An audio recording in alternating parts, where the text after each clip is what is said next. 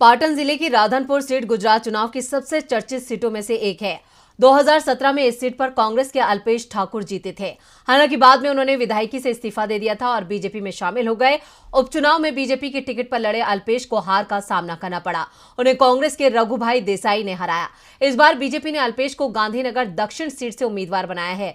तो क्या हार के डर से अल्पेश ने बदली अपनी सीट? देखते हैं ये रिपोर्ट। गुजरात चुनाव पर देश भर की नजरें टिकी हैं। हर कोई ये जानना चाहता है कि इस बार गुजरात में क्या बदल जाएंगे चुनावी समीकरण।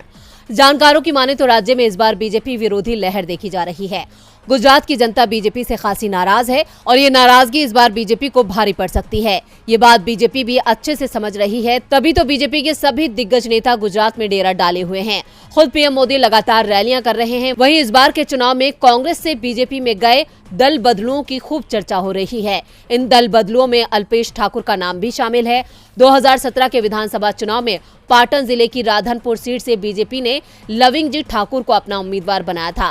कांग्रेस से अल्पेश ठाकुर मैदान में थे। अल्पेश ने बीजेपी उम्मीदवार लविंग जी ठाकुर को 14,000 वोटों से हराया था। इस चुनाव में कुल 17 उम्मीदवार मैदान में थे। कांग्रेस और बीजेपी उम्मीदवारों के अलावा बाकी 15 उम्मीदवारों की जमानत जब्त हो गई थी। अल्पेश ठाकुर जून 2019 में कांग्रेस छोड़कर बीजेपी में शामिल हो गए। अल्पेश के इस्तीफे के बाद हुए उपचुनाव में अल्पेश को कांग्रेस के रघुभाई देसाई ने 3800 वोटों से हरा दिया।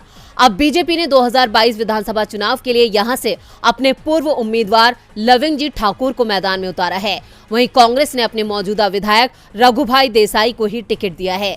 इस सीट पर 5 दिसंबर को दूसरे चरण में मतदान होगा। नतीजे 8 दिसंबर को आएंगे। राधनपुर सीट पाटन जिले के अंतर्गत आने वाली 4 सीटों में से एक है। 2017 में जिले की 4 में से 3 सीटों पर कांग्रेस को जीत मिली थी। वहीं एक सीट पर बीजेपी ने जीत दर्ज की थी।